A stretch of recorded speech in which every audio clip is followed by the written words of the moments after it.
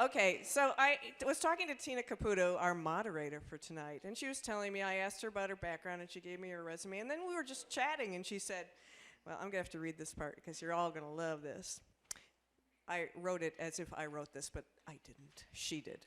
Tina's a first-generation Italian, so wine was part of her life growing up. Her dad and her brothers were making wine in her grandpa's basement in Michigan. All right, enough said. I was like hooked.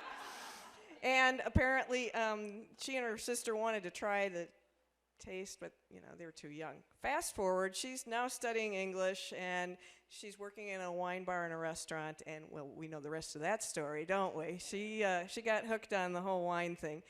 Tina has worked at the Wine Institute, in San Francisco, and she's also been an employee at a wine importer and a PR agency. And it took her 10 years, and now the rest is history. Tina, do you want to come up and take this microphone away from me? Oh, come on. Tina Caputo, Editor-in-Chief of Vineyard and Winery Management. Thank you very much. Can you guys hear me? I can't hear me. Yes, panel, assemble yourselves. Please, I'm begging you. It's a demand, actually, more than an invitation. So does it concern you that your moderator for this evening... Put your shoes back on, ladies. I changed my shoes in the parking lot. I just want you all to know. So I just want to point out to you all, in case you missed that earlier, that I was the winning bidder on the speaker training. And you're all about to find out why.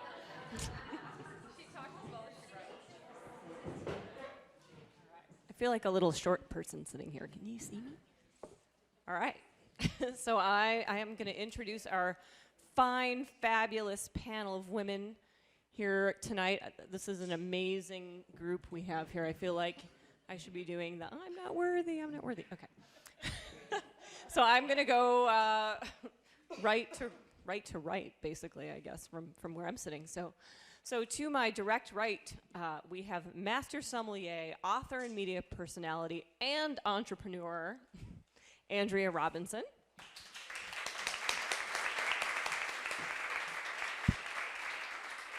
Andrea is one of only 17 women in the whole world to hold the title of Master Sommelier.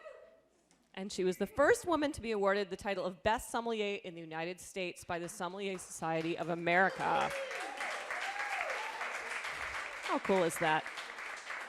She was named the first woman cellar master for Windows on the World in New York in 1992, and in 1996, she reopened the restaurant as its beverage director. She's the author of 4 top-selling wine and food books, including Everyday Dining with Wine, which won the prestigious IACP Cookbook Award. She's also a 3-time James Beard Award winner, an honors graduate of the French Culinary Institute, and the sommelier for Delta Airlines. If that's not enough, she also recently unveiled her groundbreaking wine stemware series called The One, which we're all drinking out of this very moment, which consists of just 1 perfect white wine glass and 1 perfect red wine glass, which is awesome for those of us who have way too many glasses in our house, like me. Yes. So next on the winemaking and wine growing side, we have Dawnine Dyer.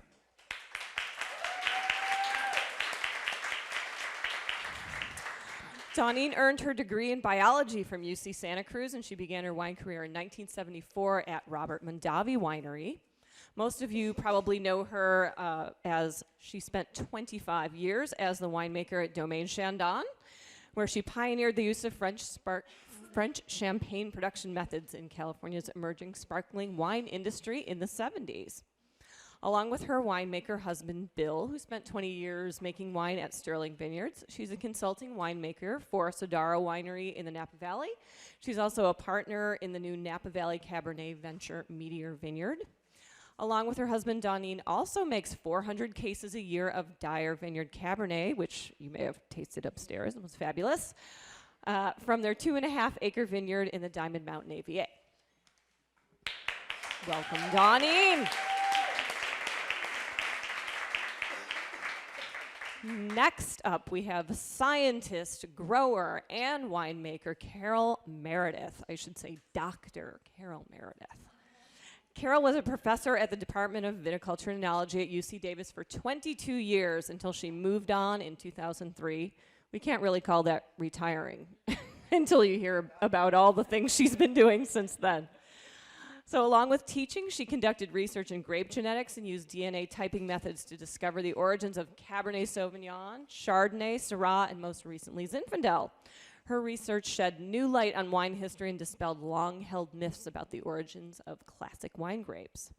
Carole and her husband, Steve Legier, now devote themselves to their 84-acre Mount Veeder property, which is the home of their Legier Meredith vineyard.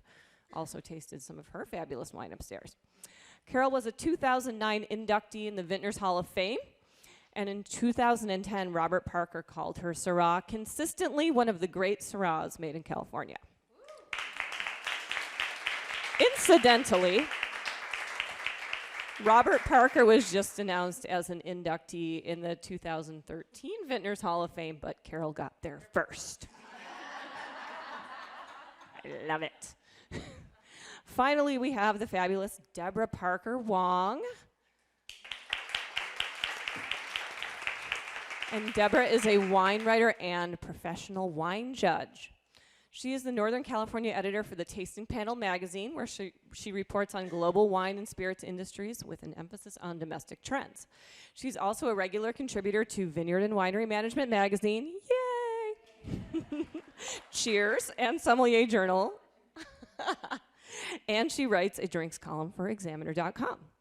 Deborah holds a marketing degree from San Francisco State University, and she was awarded the Wine and Spirits Education Trust Diploma in 2009. She lectures for Sopexa USA, and she keeps her palate sharp by judging at least a dozen different wine competitions every year. Welcome, Deborah.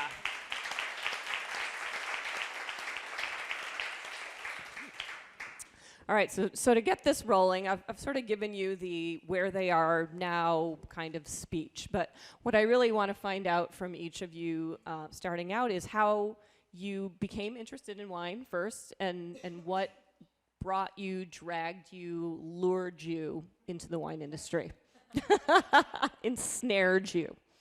Do you have a microphone? I'm sure you can borrow. Okay. So I'm gonna go with you first, Andrea. All right, great. So I got interested in wine. Well, as a small child, not wine, but I was interested in cooking from the time I was very small, cooking out of the Winnie the Pooh cookbook and the Nancy Drew cookbook. And by the time I got to college, I had just avidly explored almost every type of cuisine there was, and one day I discovered a local restaurant was offering a 3-session wine tasting class taught by a famous and early pioneer in women for wine sense. At the time, I would not have known this, Rebecca Murphy. This was in Dallas, Texas, and it was the earliest stages of her career in the Dallas Morning News Wine Competition. Little did I know that I sort of stumbled into the best right at the beginning, but that class was one of those light bulb moments that really just captivated my attention and made me so excited about the notion of wine. So I'd go back to my dorm room and give the exact same class to my dorm mates, acting like I knew what I was talking about, and confident that they'd be so sort of cowed by the notion that they wouldn't ask me actually any questions that I'd have the answers to. But I was studying finance and economics and was recruited to Wall Street, so I left Dallas, Texas, where I was in school, and went to New York City to work at Morgan Stanley, and got to spend a lot of avocational time doing wine. And we heard a lot about classes that you can take, and they all sounded amazing. I actually never paid for a wine class that I took because I always worked them for free. So in my spare time, I'd work classes taught by Mary Ewing Mulligan, another incredibly accomplished woman in wine. What lured me into the wine business was a tasting one day conducted at the International Wine Center, which was her wine school on West 26th Street, and it was presented by Remy Krug, and the wines were Krug Champagne. And the next day, I went into my boss at Morgan Stanley, who had offered me a third year in the analyst track. You usually only get to do 2 years, and then you're supposed to go back to business school. Had offered me a third year in London, and I had said I would take it. And I went into him, and I said, I'm going to quit and follow my heart into the wine business and see if I can make a living at it before I get too addicted to the high paychecks of Wall Street. And he said, you know what? Instead of yelling at me for saying, I went to bat for you on that third year, he told me, I wish I had had the guts to do the same. Turns out he's a big investor in Tom Colicchio's restaurants, and if you've watched Bravo Top Chef, you know who that is, and a total foodie and wine geek. So he was really sincere when he told me that. So that's what got me there, and it was a wonderful decision. Very cool. And, oh, sorry, and my husband still calls Krug the doghouse wine, because if he's in there, a half bottle of Krug will be like, and he's out right away. All right. It's always dangerous to follow Andrea. You can make things up. But I can't talk that fast. That's the problem. Aha. Well, you're right. There are a million ways in. There are a million ways into this this fascinating business that appeals to so many of us. I came at it through the avocational side as well. I had studied English literature for a while, and I had studied biology, which ultimately I got my degree in. Biochemistry, kind of thought I would probably go on to do some kind of good work in the world, which I think I did, but I found a different path. Yes, you did. Had traveled in Europe, was kind of an older student, and had appreciated the cultural aspects and the flavor aspects of, and the civilizing aspects, I guess you'd say, of wine. So when I graduated from college, I thought it would be kind of fun to work in a winery. And I thought it was just a way to get out of Santa Cruz, which is the sort of place where PhD candidates are pumping gas or surfing the riding the waves if the surf is up. And came up to Napa, actually came through Napa Valley on the way to a trip to Alaska and applied for a job. I applied for one job. I applied for a job at Robert Mondavi Winery. Zelma Long interviewed me, another wonderful woman in wine and still a fabulous friend and mentor. And went on my way on my holiday with my now husband, then boyfriend, to Alaska. And in Fairbanks, Alaska, I picked up mail at General Delivery, and I got a job offer to work the harvest of 1974 at Robert Mondavi Winery. And came back down, actually lived at Bouthey State Park for the first 3 weeks of the harvest. I like to tell people it's the only time I've had a pool.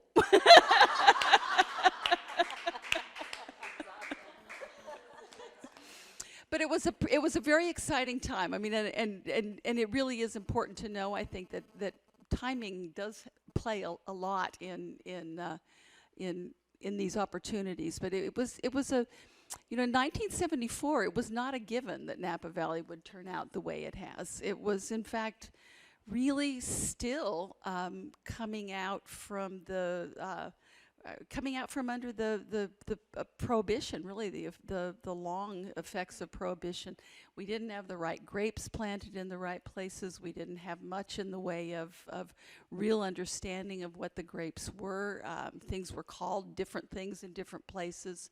When you got something into a winery and it was called Gamay, who knows? Who knew? Or called Mondouse, or I mean, we had all kinds of things back then.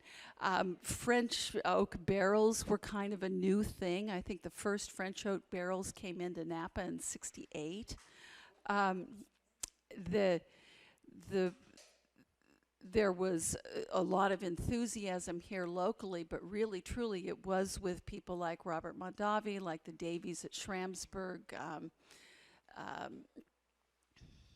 Well, at any rate, a handful of people whose names you would know if I said them, who brought the first real new infusion of capital and new ideas into the wine business, and so it was just a tremendously exciting time to be here.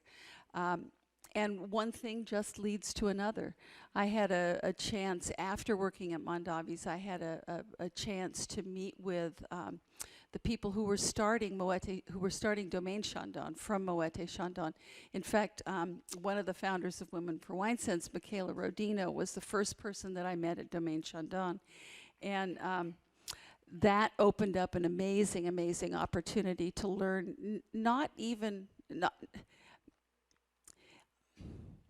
how should I say this? It was really an opportunity to look at this dichotomy between the classical wines of Europe's and the potentially original wines of the Napa Valley in California. I think it's still something that we sometimes struggle with, not nearly as much as we did 20 or 30 years ago, but to be really put in the position of being right in the middle between the model that was French Champagne and the exuberance of the grapes that were California was a pretty wonderful place to be, and kept me very well occupied for 25 years. And then I started making Cabernet.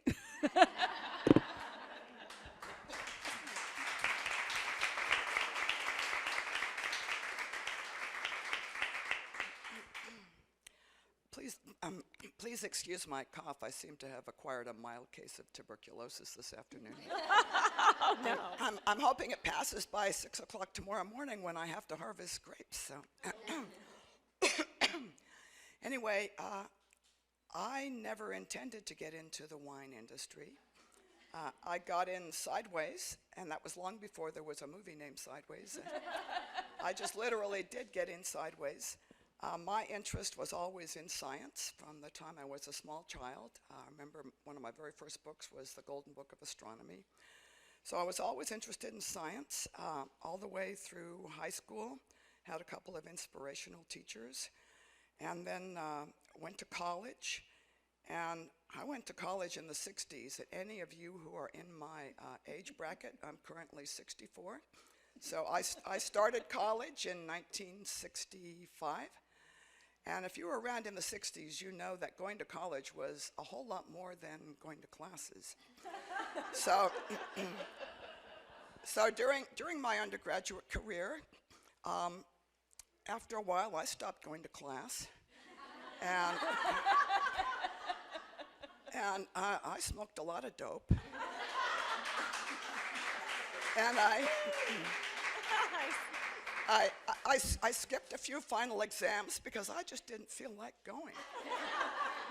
But then I thought better of that and thought, well, maybe it would be useful to complete that class, you know. So I went and talked to the professor, a couple of professors. I went and talked to them, but you know, they weren't that much older than me, and they were part of the 60s too. So I explained that I hadn't taken my history final because I went to like Berryessa. The guy said, well, that's cool. Okay. So I ended up passing all my classes in spite of myself. But then I rejected science and decided that what I really wanted to do was to do macrame up in the redwoods. And so I changed my major. I became an art major. Is there a macrame major? I learned how to weld, and I made some beautiful metal sculpture, and I learned how to cast metal. I still have a couple of cast metal telephones at my house now from my art days. And as it turns out, my husband, Steve, went through a similar period when he was an undergrad, but he was into ceramics, and he made frogs. But we didn't know each other. So anyway, needless to say, my father disowned me because he wasn't paying for me to go to school so that I could go do macrame in the woods. And so then I realized, you know, he said you have to support yourself. So I said, well, okay, I will. And so I started cleaning houses. But being a rather proud young woman, that was really hard because I did not want to clean other people's dirty houses, especially when their children who were my age saw me and looked at me like I was some kind of goddamn servant. So I realized I couldn't keep doing that. So I changed my major back to biology. I only had one more class to take, and I had deliberately avoided taking it so that I wouldn't be forced to graduate. Took my class, did well because I was, I could do well in the classes if I wanted to. Got my degree in biology, and then left not having any idea what I wanted to do. Went and had a few jobs, worked in an office. Yeah, I worked in a big office for Kaiser Aluminum processing orders. Oh my God. Anyway, after a couple of years, I hooked up with a guy who became my first husband, not my current husband. And we moved to Sacramento, and I started gardening, and I got really interested in plants, and my interest in science was What kind of plants? Yeah. Were there any in particular? particularly marigolds of all things, because I became fascinated by how many varieties there were, and that these didn't spring up by themselves, that people had created these varieties, and I thought, wow, I want to be a plant breeder. So fortunately, I hadn't screwed up my undergraduate career too badly. My grades were okay. I decided to go to grad school in plant genetics so that I could breed marigolds. So I got into grad school so that I could become a flower breeder, but after about 3 weeks, all of a sudden, the brain came alive again. And it was, wow, I really love this stuff. All this stuff that I didn't think I'd learned as an undergrad, it was in there. It's amazing what's in there. It was all in there. So I just became so excited about plant genetics. After about 3 weeks in a master's program, changed to a PhD program in plant genetics, decided I wasn't going to become a flower breeder. I was going to breed important agronomic crops and feed the world. And so that wasn't my motivation for very long, but it was my initial motivation. Ended up getting a PhD, working with a very, very prominent plant geneticist, Charlie Rick, who opened a lot of doors for me over the years. I worked with tomatoes as a graduate student. I did a year's postdoc at Michigan State University working with tomatoes. Then it became around the late 70s, and this is when plant biotechnology was just starting. So I went to work for a plant biotech company in the Bay Area. Thank God I got out of Michigan. I thought I was going to die because Michigan, oh my God, snow, slush, humidity, ragweed, it was just horrible. So got back to California, swore I would never leave again, and I never have. So worked for a plant biotech company for a couple of years, working on corn, soybean, cotton. Realized I did not want to work for a private company. I did not like having a boss. I really wanted to be back in academia. Went and talked to the people at Davis, and it turned out to be a time when a lot of faculty who'd been hired right after World War II were on the verge of retirement. So over the course of 2 or 3 years, there were a half a dozen different positions coming up in various aspects of plant genetics at UC Davis. There was one in beans, there was one in lettuce, there was one in grapes. The one in grapes was Harold Olmo's position. He was retiring. I applied for that position, and I got it, and that was 1980. And that was my very first exposure to grapes, and that's how I got in sideways to the wine industry.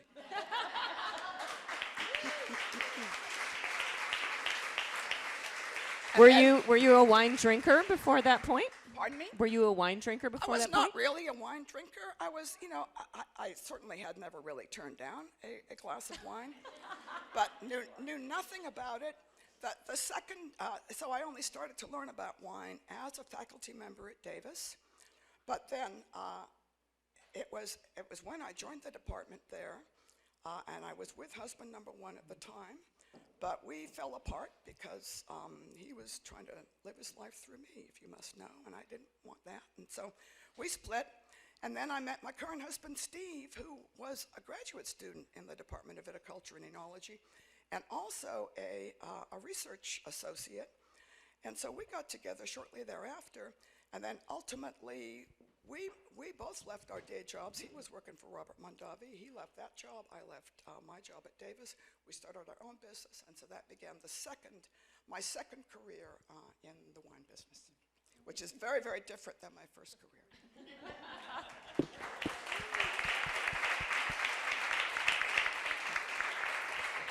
All right, Deborah, you have a hard act to follow here. Yes, I do, but now I feel like I actually know who Carole Meredith is, because I don't think I know. really knew who she was before tonight. I really didn't have a clue. Well, this is my second career as well. Being a journalist in the wine industry was my second career, but I can tell you that I came to it very intentionally, eyes wide open, with the compromises that it involves being a journalist. But I'm not going to start there. I was putting myself through junior college as a chef in residence. I cooked for rich people because cooking is my God-given gift, but it's not something I do professionally. And I put myself through junior college and through San Francisco State marketing program there, working as a chef in residence. But my first exposure was my very first job. I worked for a German family, and they had a 5,000 bottle German-only wine cellar. So Riesling was my inaugural wine variety. And I took that to heart. But, you know, I took very good care of the cellar, and I ordered the wines. But what I didn't realize is that you're supposed to drink it. So I spent 5 years caring for a cellar and serving wine, and really not, I mean, I drank it, but I really wasn't learning a lot about what was happening because I was busy cooking as well too. But at any rate, fast forward a little bit. I lived in Santa Barbara at the time. Fast forward, I relocated to San Francisco to finish my education at San Francisco State University, and I studied marketing and public relations. And when I graduated, I got a job for a PR firm that did fine dining and fine hospitality, and I worked, that was in 1991. And in 1991, celebrity chefs were just starting to come onto the scene. So my job was largely organizing media who attended meals that were prepared by celebrity chefs. So I have a lot of really funny photographs of chefs when they were thin.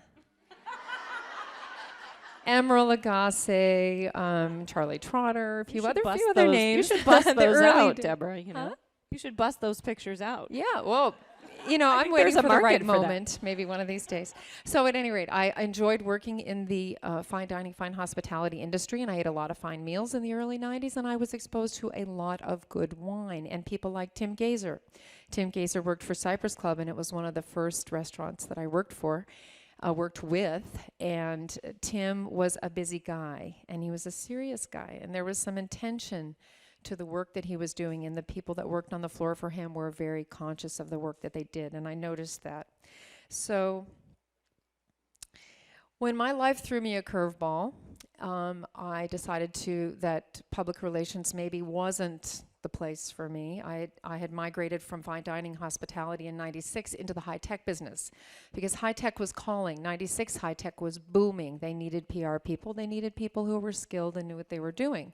So they took me, even though I had an arts background and I was a chef, which wasn't all that appealing. But I like technology, as evidenced by the work I do for Tina. I am in love with production technology. It all makes sense now. Yeah, so so the geek in me kind of came out, and I started working doing high-tech PR, but I never left food and wine because it was in my blood, certainly. But when life threw me a curveball, it must have been in 2002. My daughter was diagnosed as being dyslexic, and she was in first grade, and I could no longer work 80 hours a week because I needed to take her to a language arts school 45 minutes from our home. So I made a very conscious choice to change my life, and I went on hiatus, and I got my daughter started on her path through remediation, which was very important, and I started working for Beaulieu Vineyard, and I started doing consumer education seminars launching their coastal wine brand. And I worked with a man named Joel Butler, who's an MW. So Tim Gazer, MS, and Joel Butler, MW, were the first two really influential people in my wine career, and I give them a lot of credit. Working for Beaulieu was wonderful. I spoke probably 300 times a year to different audiences of all shapes and sizes, from consumers to corporate audiences to wine enthusiasts to people who really knew a lot more about wine than I did. And that's when it occurred to me that if I was going to be in the business, I needed to dig deep and I needed to learn more. But I had 2 kids at the time and a lot of demands at home. And so I decided to do the WSET program, the diploma program. It was a rigorous 2 to 3 year program for me. But it really brought me up to speed. And when I finished that program, I had a tremendous amount of conviction that I belonged in the business and that wine was what I wanted to do and I could do professionally. and it's been uphill ever since. It's been a wonderful uphill battle ever since then. Journalism has quite a few challenges in today's environment, in today's market, and we won't go on that right now. But I have more conviction than I've ever had that I'm in the right place doing gratifying work and rewarding work that helps people, and I'm very content with that. Thank you. So great to hear all the different stories. It's interesting to me to hear how people came into wine, and usually it's some circuitous route through something else. And I think that things are a bit different now for, the students going to Sonoma State, and I think there's a lot more people out there deciding early on that I want to go into the wine business somehow. And I think that's different from when, all of us were getting started, where we just kind of fell into it somehow. So I think that's really interesting. It'll be interesting to see what happens with that down the line. Well, the wine business is a business now, and I think 30 years ago it might not have been quite such an obvious Absolutely, absolutely. So I was going to ask the tired old question of, as women in the wine industry, what challenges have you had to face in a man's world, and what did you do to overcome that? And I think I'm going to actually skip that question, unless you guys have some really awesome war stories that you are desperately wanting to share. But instead, I kind of want to turn that question on its head and ask the opposite question. What advantages do you think there are for women in this industry? Anyone, just jump in. I'll go there. Advantages, many, because there aren't prescribed paths into the business. There are lots of ways to fall into it or tiptoe into it. You can start part-timing it. You can do a lot of things and get a lot of qualifications by volunteering. You can also take skill sets that don't seem directly connected to wine, whether it's public relations or plant genetics, or biology, or in my case, finance. A lot of people use their tech skills, many of them, because everybody needs to make money if they're to be a going concern. So they have to be able to do those things, and obviously, to be able to step into a professorship in the enology program. Clearly coming from a set of skills that was applicable there, and it was very much right place, right time as our industry was reemerging and ready to boom. So I think there are huge advantages that women have, because we have a level of flexibility. We're creative in the ways that we can apply different skill sets, and we can see that. We're really smart typically about networking and about understanding the importance of mentoring and pursuing those. Or fearless to cold call people. I get emails and calls pretty much every week from somebody who is seeking some mentoring in some sort of way. And I'm always thrilled with that, because I remember when I was in that spot. And I think there are also advantages that in that the business, many aspects of it are incredibly flexible, so that you can, although it is not easy, you do make sacrifices, but you can have a family and be be primary, as in big time involved, engaged mom, parent for your children. Things have to sometimes be traded off. For me, it's grooming. So today I reserved my shower day this week for y'all. And anyone who shops at Sunshine Foods knows I am not kidding. But she looks so pretty on TV, though. You can definitely work on your laptop while getting a pedicure, and that is my one indulgence. No, but having said all that, I mean, even restaurants, even though the hours are weird, they are flexible. And I loved what you said about the masters of wine and master sommeliers that you worked under. And I think all of us would probably say that the mentors that we worked under were probably people who were not about FaceTime and were about, if you can get the hogs off the truck, I don't care when you do it. But that's it's and they realize, I think, very often that women are very capable and resourceful, and not about to say, well, it didn't work that way, so I'm going to bark up another tree. That's in our nature, in my view.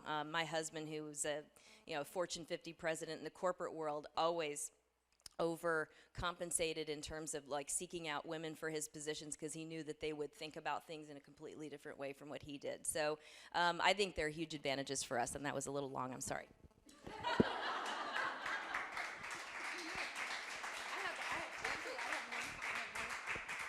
I have a quick comment. I just want to point out that we are women in an industry where the products are largely purchased by women, and whether they're purchased by women for men or for themselves, for their households, women buy our product, and we innately understand.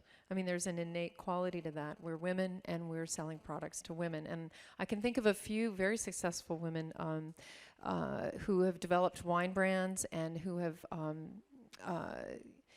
really gone into it knowing that they understand the female mindset and the mindset of the buyer, and specifically done things to leverage that and to be opportunistic with that. So I think that's one wonderful opportunity that exists, is that you can really you can really know your customer in the business. You know, I'm not sure I have any real experiences along these lines, but here's an observation from the little world of the Napa Valley in the 70s and 80s. And I think that there really were some restrictions to women coming into winemaking positions. Overall, it had been considered a man's world. And the first women who really were highly recognized, who garnered a lot of attention, were the first women who kind of went out on their own. And they were women who had families. I think of Heidi Peterson Barrett, who, you know, stopped working at a job because she had 2 kids at home and started consulting and making a little wine on her own. I think of Kathy Corison, who couldn't get beyond racking barrels, and everybody thought she was too little to be able to do that. And decided that she would start her own label. And there are the history, that recent and really very brief history, but really does come at a time when women came into businesses from the technical side, which I think is the way women have frequently done that. You get the degree, you have the qualification, therefore you can apply for the job. And to some extent, the stage of development, of maturity of the wine business, and probably some of the creativity of the product itself, that makes it sound so cold, but really provided an opportunity for people who said, instead of trying to break through the glass ceiling, they were going to go around it. Worked pretty well, and I think it stands all of us, all of you, all of us in very good stead today.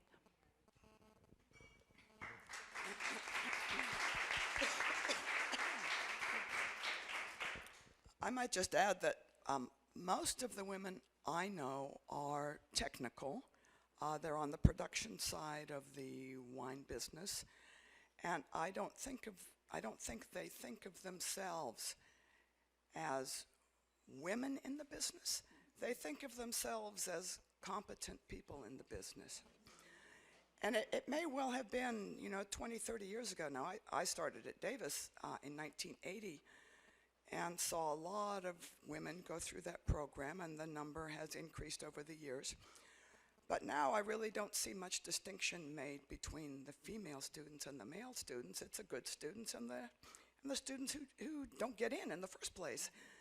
And so now when I look around, I just see a lot of competent women out there, and I don't think they want to be thought of as a woman who has succeeded. They are just a successful person, a successful winemaker, a successful microbiologist, or whatever they are. That's a really good point, and that's something that I sometimes feel conflicted about, where people are saying, these are the top 20 most important women in the wine industry, and this sort of recognition. And I think part of me thinks, well, yeah, that's really important, and these people should be recognized. But the other part of me thinks, well, these are accomplished people in the wine industry. It doesn't matter that they're women or they're men. They're accomplished in a field of everybody, not just in the field of women. So, and And Deborah, you mentioned how women are buying most of the wine in the U.S., and that's true. I think the stat is 75% of all the wines purchased in the U.S. are purchased by women.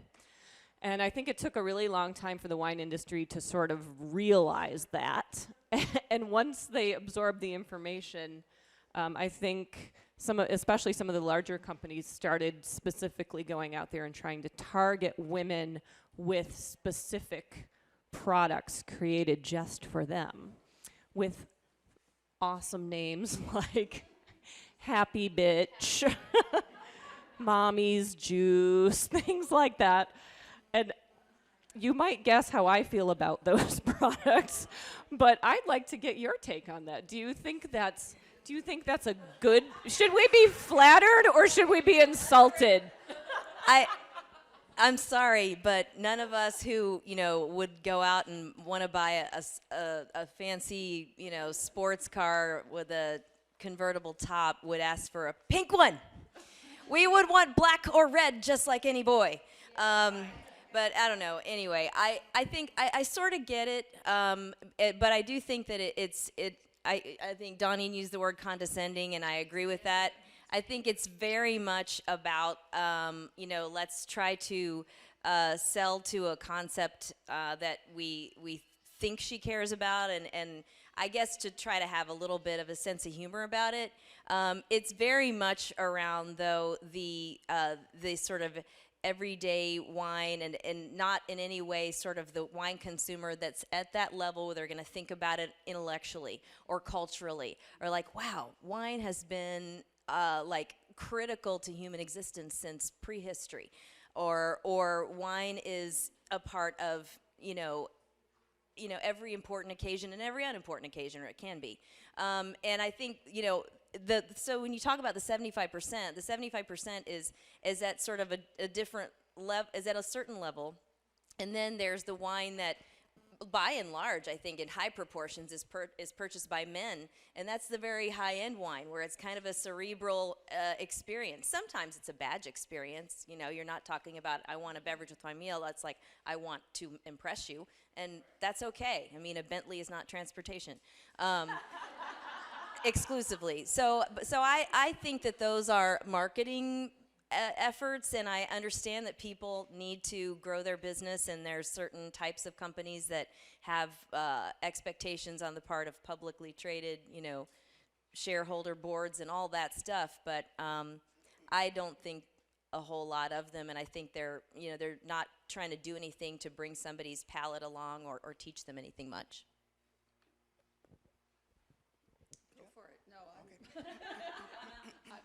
I found it condescending. Yeah. I wouldn't go near a bottle of wine like that. Jesus. I'm certainly not above buying a cheap bottle of wine. I've been known to buy a $3.99 bottle from Trader Joe's and enjoy it tremendously. I bought a white Rhone blend from Paso a few months ago at Trader Joe's that I thought was just fantastic. But, but to have something targeted to me because I have 2 X chromosomes, give me a break. Spoken like a scientist. But I do think it's important, though, to recognize that the wine business is highly stratified, that people like Dawnine and I, who produce wine in Napa, we're producing wine that's pretty high priced, and that appeals to a relatively small segment of the wine business. The kind of people who I sell wine to, and I didn't talk much about my present business, but my husband and I now make our living growing grapes and making wine from our own property and selling it. We don't have employees. We do the whole thing. So I'm out in the vineyard one minute, and I'm pouring to some visitors and chatting them up the next minute, and I'm filling out compliance forms the next and tearing out my hair. But the kind of people I encounter are largely men. The people who come to see us are often couples, but the visit has been arranged by the man. He's the geek. He's the one who's just obsessed with wine, who's on all the wine forums online, and that's how he heard about us. So I think that while mass market wine may be largely purchased by women, And a lot of the marketing efforts that we hear about reflect those mass marketing efforts. They are really just one side of the wine business. And in Napa and Sonoma, we largely deal with a different kind of business, I think. All right, well, I have a bunch more questions for you guys, but I want you to get a chance to ask questions yourself. So I'm going to open this up to free-for-all Q&A. So if anybody has a question.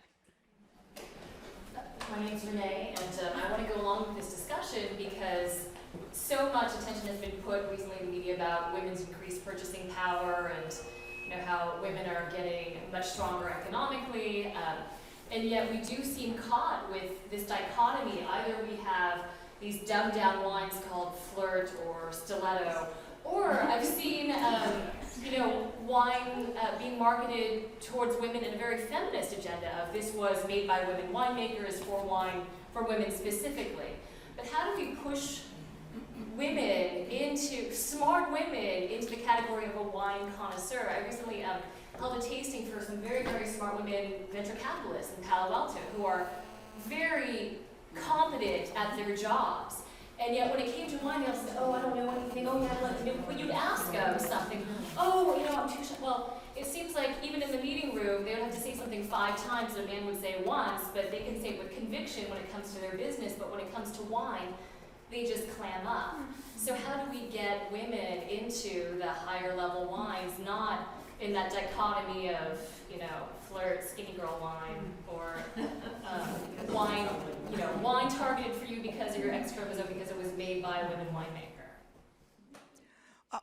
One thought occurs to me, and that is, a lot of people who buy high-end wine are trophy hunters and collectors. They're the same kind of people who buy fancy watches, they buy fancy cars. They're collectors of things that are desirable. And I think women tend to not have that gene. But women just don't aspire to those kinds of things. I think women appreciate quality, they appreciate value, but I think they don't go after things just because it's sought after. I'm going to jump right in and say the way to get women to fully engage in wine is through food and lifestyle. And that is my full belief. Because as someone who's worked as a chef for most of their life, I think food, it certainly is the gateway. Food culture is the gateway to wine. Because I came to wine through food, essentially. And I see that that's a comfortable path that a lot of women can take. I would agree with that, and I think that there's been a hiccup in some version of the generational. There's a mix and it crosses gen, X, Y, and Z, and A squared, and all that stuff. But the hiccup is this: that I think I could be wrong, but my perception is that as we have, and I want to correct something that you got off my website because I haven't even updated it, but it's 18 women master sommeliers now. So with Jillian Balance. So I had to mention that. But I think there is a hiccup of that there's a cross section overlapping several generational groups of people who don't cook. They weren't taught how to cook by their moms and dads or grandparents, and or didn't take the time because they were kind of busy scampering around getting their tech skills and their science education and just trying stuff that was where there were newer doors open. I mean, we're 50-50 in lawyers, we're 50-50 in doctors, and we're slowly moving that direction. I'm sure you've seen probably close to 50-50 at Davis in enology, and so we're moving that direction in terms of the genetic or gender balance in careers quickly, but it's been such a almost I'd say like an exponential growth curve for women in terms of emergence into various fields that we're sort of not stepping back and preserving the tradition of the meal and cookery and so on. I think it looks like we could be headed back that direction with at least people caring about where their food comes from and talking about that and thinking about that. But it's something that people have to invest time in. And so to your point about connecting to it through food, the closest people, a lot of the I think women get is if they're in these busy careers, is, you know, fancy restaurants, or at least upscale restaurants, and in terms of what the offerings are. So that is, I think I'd love to see, you know, more of the high-end wineries making a conscious connection to food for people, and specifically food preparation or meal preparation, so that they can start to, you know, be a master of their own environment again. And Lord knows we're not going to stop reproducing, so teach their kids about cooking, as well as about, you know, dinner at the family table, because that is, to me, is just so critical to our culture and to our values. It's a very time-intensive thing, but what else are you going to do with your time? Put the screen down, right? The 7 screens that you have in your house. Yeah, right. Yeah. Do we have another question out there? Well, Oh, I'm sorry. Go ahead. If we all answer every question, I suppose it could go on forever. But just one other comment along those lines is that I think that women are very good students, and I think that if the opportunity presents itself to familiarize yourself. You know, you probably did an incredible job in Silicon Valley, and it was probably a really good opportunity. And it was probably, if you got a slightly silly response, it might actually be the beginning of learning. And I think it's something that we don't give quite enough credit to, is that much of wine appreciation in its purest form is pretty intellectual, and it is kind of learned. I mean, you really don't go into it just saying, this tastes good. I mean, I can say to people, well, that's the ultimate, you know, of course that's your ultimate way to judge. That's as good a reason to buy something as not. But it is more of an intellectual endeavor. I think that's why it holds all of our attention and fascinates us as much as it does, because you can never know everything. You can never quite understand all of the things. What makes a great vintage? I don't know. I mean, one year I'll tell you one thing, the next year I'll have sort of some more information. Yeah. Hey, whatever works. But I think if you can kind of back up and say, you have to have the right opportunities. Guys they have the wine clubs at the law school, and there must be an opportunity for that, as women become more engaged at that level as well. Right. I think we have a question over here. Oh, black sweater, blonde hair. Glasses. I'm Caputo, and I'm a Pinot producer, and I have analyzed my customer base. I focus on food a lot for my website and tasting room. And about 87% of my customers last time I analyzed it were women, but almost the exact opposite. About 80% of my sales are men. And I think that this trophy hunting thing is part of it, but then how do you explain women spending $1,500, $4,000 on handbags, $800, $900 on shoes? I see women buying, loving my wine. I love this. I'll take 2 bottles, please. And I'll see men say, I'll take 2 cases, please.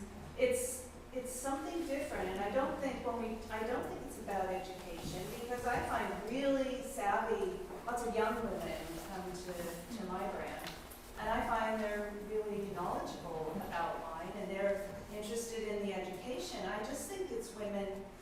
I'm trying to understand, because I sat on a panel last week where we kind of looked at this. What is it about women that won't spend money on fine wine? They'll spend money on wine to have on a weekly basis for dinner, but not collecting wine. And it's a different thing. But yet, I know I love handbags. I have lots of handbags in my closet and lots of shoes. But I don't collect trophy wines. I collect wines that I like to drink.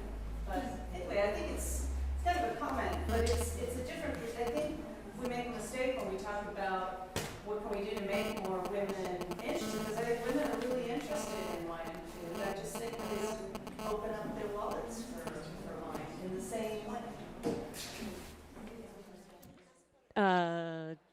Did any of you want to make a comment on that, or do you want to move on to it? That wasn't really a question.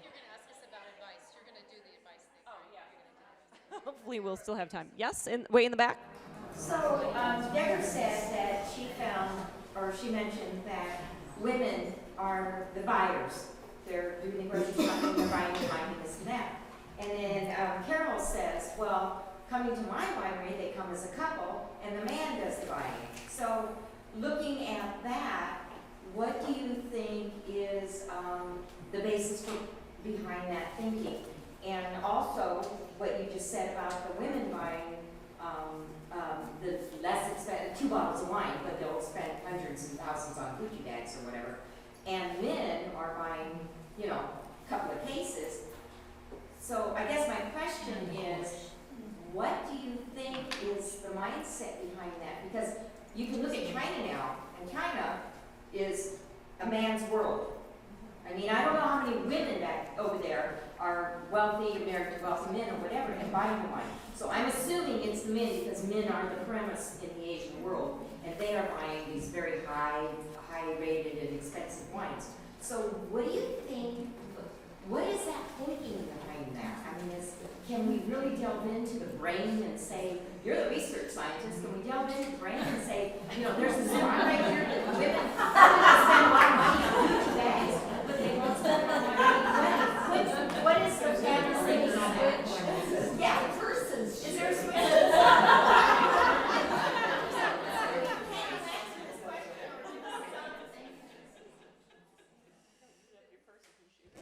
I think women invest in things that make them feel like other people think they're beautiful, and I think men invest in things that they think make other people think they're successful. Powerful, rich. That's a really good point. I like that. I just thunked that one up. That's genius. It's really good. Do you have a question right here? More or less what Andrea said, that men express status differently than women express. Right, absolutely. So I'm going to throw in a question. Oh, I'm sorry, we heard. Show me your hand. Oh, yes. Go ahead. Well, I was trying to comment a few comments ago. We can go back. I'm a little bit behind. But I liked your comment about pairing the food with the wine and educating women on having that experience. And I wanted to say, I watched Andrea on TV with her wine tasting and food pairing show, and that actually opened up that door for wine enjoyment for me. I grew up in the restaurant industry, but I never really appreciated wine, so I watched your show. Yay. Inspiration. So along that note of I've been told I lit the fire for a lot of couples over that show. So Ooh. that's That's pretty awesome. good. Like reconnecting in the kitchen. That's pretty good, right? I like it. So I know more of you have questions, but we're sort of running out of time, and I wanted to ask this question of the panelists just to kind of leave you all with a bit of inspiration to take with you. And I wanted to ask everyone, what advice would you give to your fellow women in the wine industry, maybe people who are just starting out or maybe looking to sort of switch careers? What advice would you give that you wish maybe someone had told you when you were getting started? My advice would be, don't plan your life out. You know, things change.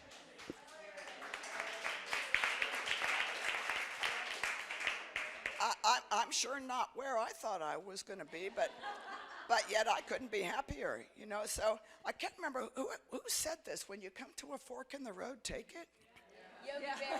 Yogi Berra.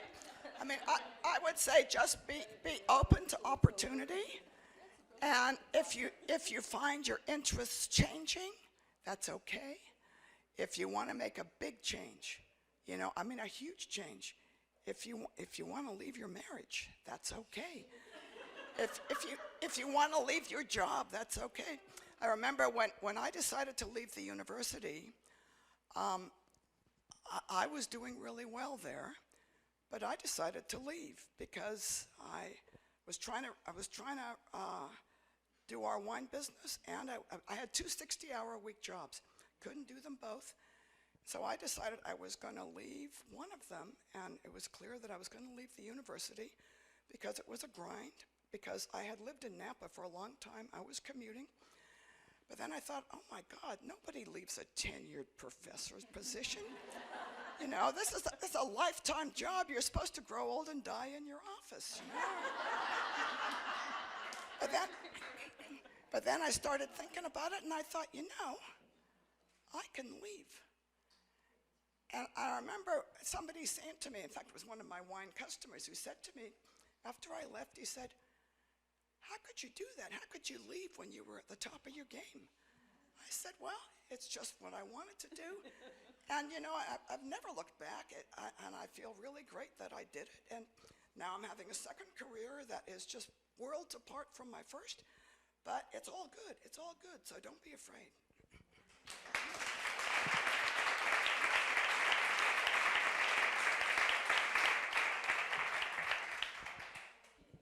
I'm going to say one very short and simple thing.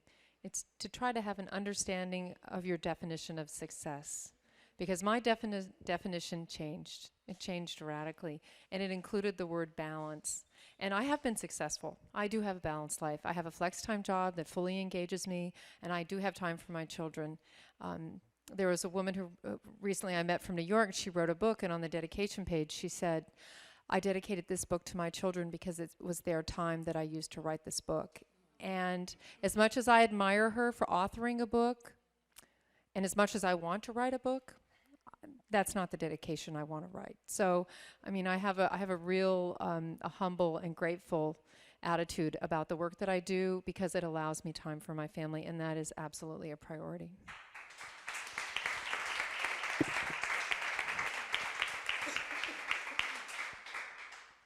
Well, I'm going to say much the same thing, but that Carole said. But I think the one thing, if you are interested in the wine business, if you're interested in the wine business because you're interested in wine and the people and the culture, there are lots of ways in, and don't get yourself boxed in too early in any one of those. It's actually been such a revelation to me. Carole and I were talking about this earlier, to find yourself suddenly doing everything when you've done just one little part of the business for a while. I have often said that when people move to Napa, if they all got a quarter of an acre of grapes and had to take care of it, they would understand and be better citizens of Napa County. But there are lots of part of this complex culture and world that intrigues us all, and many ways in. And I think it's always a mistake to box yourself in too soon.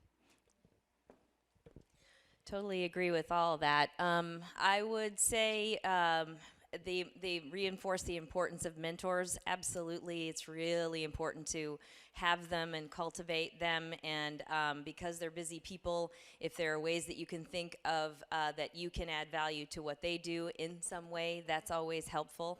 I worked Kevin Zraely's wine class at Windows on the World. That was a volunteer position, but that connoted to him a level of seriousness. And, to this day, he's a great mentor. And the other lesson I would say is, always remember that the beauty of the wine business is that you'll never know everything. And just look at that as something exciting.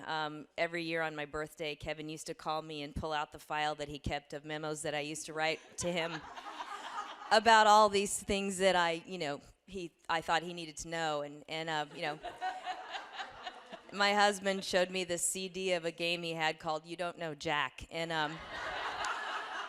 it's always important to just remember that it's wonderful to not know stuff, and to be able to, and the most confident people in the world are the ones who can say, I do not know the answer to that, especially when it comes to wine. Because, the people who are afraid to say that are, probably don't know as much or whatever. And who cares, because we're not curing cancer. We are, however, creating memorable moments and experiences for ourselves and our families, and we're creating traditions.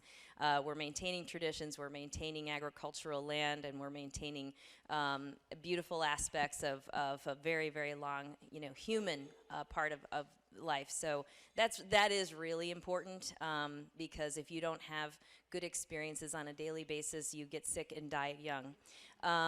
So I think those are important things.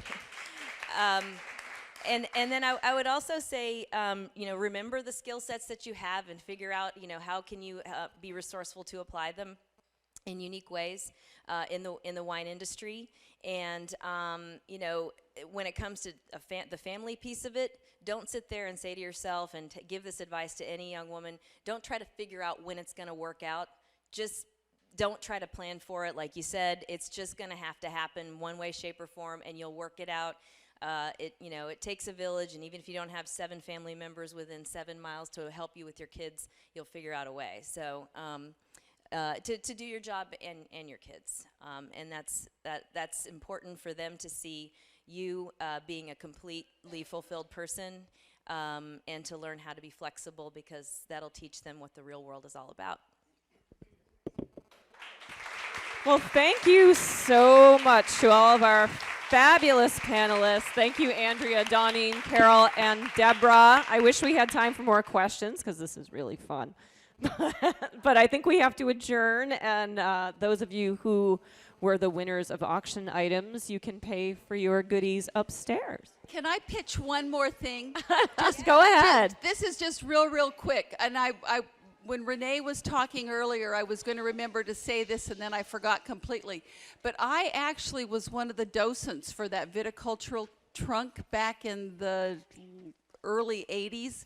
And it was a whole lot of fun. And anyone who hasn't spent time in a 3rd grade classroom talking about what are plants, or time in the 4th grade classroom talking about California history and when grapes were planted, where and by whom, it's really fun.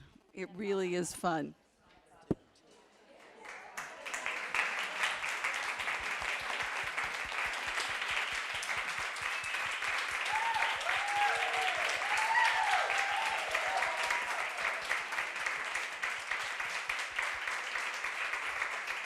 Wow.